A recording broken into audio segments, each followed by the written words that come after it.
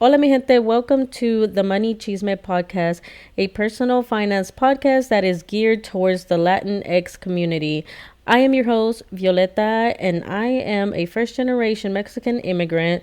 And let me tell you, I had to figure out all this shit by myself. I had to stumble my way through learning how to handle my finances, how to invest, and learn how to build wealth. So my podcast talks about, the personal finance journey and, I was thinking about how can I help, my community learn financial literacy and, get started in getting control and owning their finances. And I think the number one thing, especially right now at the beginning of the new year, it's awesome. It's perfect because everyone's setting goals and, making a plan on what they want to accomplish for the year. So most of us, we're making these goals of, hey, we want to make money, we want to make, start investing and all this stuff. But, how are you going to learn how to do that? So it is very important to start, reading, because this is how I've been learning financial literacy. And financial literacy is very important in helping you make those financial decisions, like how to pay off your debt, how to save, how to start investing, and how to start, growing your wealth. And so I created this list and I wanted to share with y'all. And it's 12 books, it's personal finance books. And I have read some of them, but some of them I have not read yet. So these are my list that I have so far. And I wanted to make sure that I was including personal finance books that were written by women. Because if you go into this finance space and you Google on YouTube or whatever, and it's always, like the white male that comes up. So they have been, dominant in the personal finance space for so long that I want to make sure that I am, promoting women, especially women of color, and so that we're learning through them, because most of these books also cater to us, which we have a unique experience throughout our financial journey. So let's get into my 12 books that I have either read or plan on reading for 2023. Now, I do have these listed in my blog, so I'll post it down below in the description in case you want to reference it, because I will be, as I'm reading some of the books that I haven't read yet, I will be going back and posting reviews. So make sure you save the post so that way you could go back and see what I thought about these books that I have listed. So the first three books that I have on my reading list are actually part of a series, and they are the Clever Girl Finance Books series. And the author is Bola Secunbi, which I hope I kind of said her last name correctly. But she has three books that I am recommending. And the first one is The Clever Girl Finance, Ditch Debt, Save Money, and Build Real Wealth. The second one is Learn How Investing Works, Grow Your Money. And then the third one is Build a Successful Side Hustle and Increase Your Income. So it's the Side Hustle Guide. And the reason I love these books is because she breaks it down for the beginner level. Because the problem with some of these personal finance books are that they start using very complex terms and assumes that you already know all this stuff. So it's hard for someone like me. When I was reading these books, it was hard for me because I've never heard some of these terms or had any idea what they were talking about. And so it was kind of a big gap for me as a first generation that had no clue about finances. But Bola really takes the time to make it easy to read and properly, explains her concepts. So the first book in the series is The Ditch Debt, Save Money, and Build Real Wealth.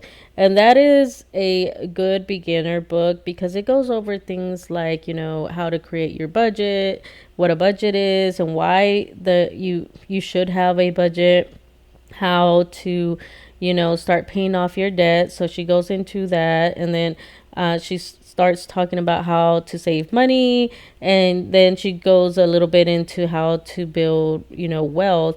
And the reason I like this book is a good beginner friendly book, and you start learning these terms about like credit score and compounding and all that stuff. And so this is a great way to start learning your own personal finances.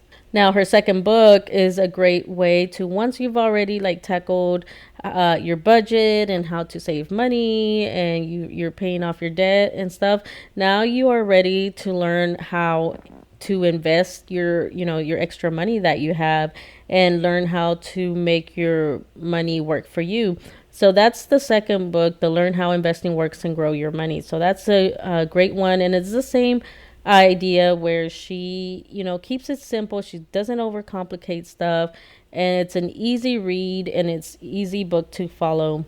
Now, the third book, The Side Hustle Guide, Build a Successful Side Hustle and Increase Your Income. I haven't really read that one yet, but I kind of like breezed through it to see what it was about. And it's a good book for like learning how to build multiple sources of income. So that one I will have to come back and review after I actually read it. But given the other two books on how well she wrote those, I am pretty sure that it's going to be a good book. And if you're trying to find like how to build some side hustles, and you want to check out a book, check out this one, and let me know if you read it before me. Let me know how you liked it. All right, so the next book on my list is actually a book that I have read almost entirely. I kind of just am still working through it, but I'm almost done with it, so I could give a pretty decent review on it. And it's called Leapfrog, The New Revolution for Women Entrepreneurs. Outsmart the Status Quo, Launch, Fund, and Grow Your Business. And it is by Natalie Molina Nino, and it's basically a guide for the women entrepreneur. And this is why it's so important that I made this list of women of color, books by women of color, because it recognizes the obstacles that we have to go through in the white patriarchal, business world. It's, very dominated by them. And so lots of their advice and stuff doesn't really apply to us because we have to do some extra stuff, right? And so she talks about that in this book, but she also gives you 50 leapfrogs, as she calls it. But they're basically 50 hacks that she talks about and that she learned throughout her journey. And so that's why I wanted to recommend this book. So definitely this one is a good read. Plus, she's freaking awesome. I follow her on Instagram, and like, she is freaking a good advocate for us. So the next book on my list is The Mind of an Entrepreneur by Wendy Muhammad. And this book it's a small book. It's not a thick book, so it's a pretty quick read, and it's a pretty well easy to read book. And I really enjoyed this book because it really discusses your mindset and how you should change your mindset for in order to become successful as an entrepreneur. So she does talk about a lot of like self-talks and motivating, like self-motivation. And she talks about her journey as well as an African American woman that had to navigate the business space. Now, the next book that I have is not necessarily too much of like a reading book, because it's more of a guide. So it's kind of like a workbook, but I wanted to include it in here because it is a great guide to have if you are starting a business, or you have a business and you need to like reevaluate it and make sure you are doing what you need to do for your business, or just basically an entrepreneur. And it's called Hefa in Training, the Business Startup Toolkit for Entrepreneurial and Creative Women. And this book is written by Ashley K. Stoyanov Ojeda. And it's basically a guide, and it goes step by step of how to start or create your business. And it goes over like branding, and it goes over like marketing, and what you need, and even like some of the like regulations, the laws or whatever for your business. And I've been going through it. I haven't had time to actually sit down and go through all of it, so I'm still pending a review for this one.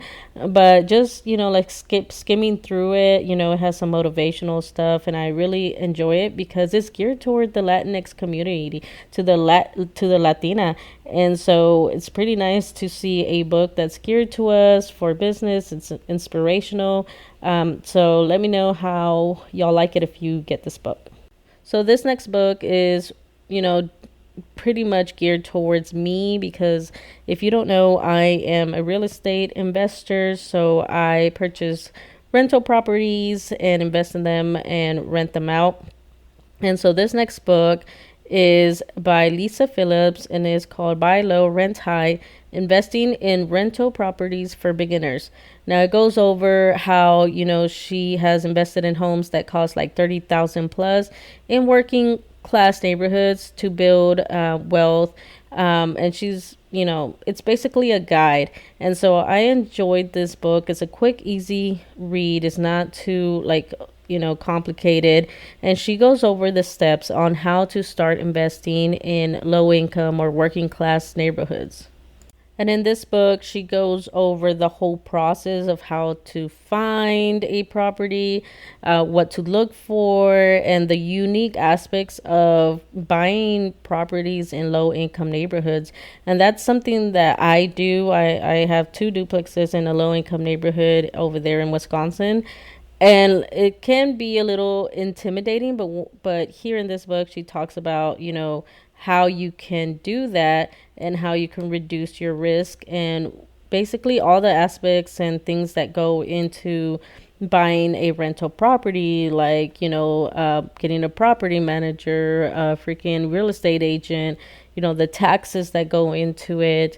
And like, it even talks about upgrades and repairs that go into a rental property. So it's a good, pretty book. It's not too super detailed where like it overwhelms you, because it can get overwhelming, but it's a good beginner book to start figuring out how rental properties work. So I definitely enjoyed this book. And if you are interested in getting into real estate, rental properties, this is a good book to learn what goes all into it. And this one is specific to low income, because a lot of us, we are trying to start investing. But with these other financial people, they'll tell you like to go get an apartment, go buy an apartment, or go buy a hotel or something, And a lot of us don't have that capital to freaking make those large purchases. So starting off with smaller, homes in working class neighborhoods, can get that ball rolling and create that snowball effect. So the next book that I have on my list, I haven't read this one, but I hear good things about it, and I sampled it a little bit on Audible, so I added it to my wish list. And it is The Get Good with Money by Tiffany Alish. I hope I said her last name right. And this book is a guide to help. It says 10 simple steps to becoming financially whole. And it is a 10-step guide to build a better relationship with money and gain financial security. So this one I will have to come back to and review it. But if you've read this book, let me know how you liked it. But it's basically a book to help you build a relationship with money and make better financial decisions. And it says it's geared towards the beginners, so it's supposed to be an easy read.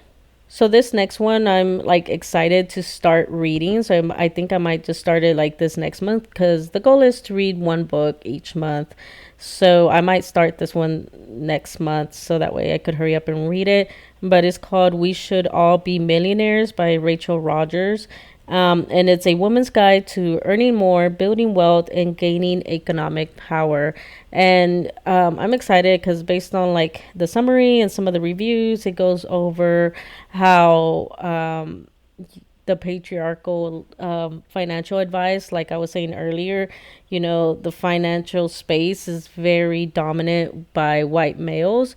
And so when they're giving out this advice, like how she says about, cutting back on your Starbucks, like that's type of shit doesn't apply to us. So based on, the summary and what it says the book is about, like I'm expecting that she's going to talk about that more and go over, the obstacles that we have to overcome and she's going to talk about how to overcome them and how to change our money mindset and all that. So I'm definitely excited to read this book, and so I plan to read it next month. My next book that I want to read is The Broke Millennial Takes on Investing, a beginner's guide to leveling up your money. And so it's by Erin Lowry, and it's supposed to be a book that's geared towards the millennials, because, same thing, similar type of thing is that this finance advice that you usually get is kind of very generic, so it doesn't really account for the millennials that we had to deal with all this extra crap. And like we had to do student loans, and so a lot of them kind of ignore the student loans aspect of trying to get your finances in order. And apparently this one is supposed to talk about that, on how you could do that while also investing, and it's supposed to be like a beginner guide to start getting into investing. So it's supposed to be easy to digest. So we'll see how it goes, and I'll let you know. Now, this next one, I was kind of looking for kind of a stock investing one, and I found this one that's the Ultimate Stock Investing for Beginners Playbook, and it is by Megan Reed. And it's supposed to go over how to start investing in stocks, how to buy your first stock, and basically a guide for someone that is trying to get into investing and buying their stocks. So it says it includes 7 steps to start investing, and she also includes strategies, and she suggests some stocks and funds. So I guess we'll see how this goes, but I'll let you know. But I probably read it in like later on in the year. A lot of these books that are on my list are really like, hey, how to do this, how to invest, how to start real estate investing and stuff like that. But I really also wanted to make sure that I included enough of money mindset type of books, because it's very important to make sure that you switch how you think about money. And so I found this one, You Are a Badass at Making Money by Jen Sincero. And it's kind of a mastering your mindset of wealth. And it's I saw some of the reviews that is kind of like the book The Secret, where it's kind of like you're manifesting and stuff like that. But it's still very important to me to constantly fix your mindset and have a more positive view of money. So we'll see how this one goes. I put this one, I'm gonna read this through Audible, because since it's kind of like an empowering money book, I think it will be good for me as I drive to work, because I have almost like an hour drive. So I think, listening to this motivation will be great as I drive to work. So we'll see how it goes, and I'll let you know. Okay, so these are the books that I plan on reading or have read. And, my goal is to read at least one book per month, because last year I feel like I didn't read enough. And, reading, helps you gain all this knowledge, and knowledge is power. And so I want to make sure that I am constantly learning and growing, and, growing and understanding my finances, so I could get this money and, help others learn and, get better with their finances. So let me know if you've read any of these books. What kind of books do you have on your reading list? Let me know, is that way, I could add them to my list. And don't forget to check out the blog and, save it, because I'm going to be updating the reviews as I read them. And it's the same blog. It's called 12 Personal Finance Books by Women to Start Your Financial Journey. So save that, so that way you could see what I think about these books as I read them. And let me know what books you've read, if you've read any of those, and give me your thoughts on that. But I will see you in the next episode. Bye. Thanks for listening. If you enjoyed the episode, please leave me a review and don't forget to share so others may find the podcast. If you'd like to be a guest or have any topics or questions you'd like to hear discussed, you can reach out to me at any of my social media or email me at moneychismeblog@gmail.com.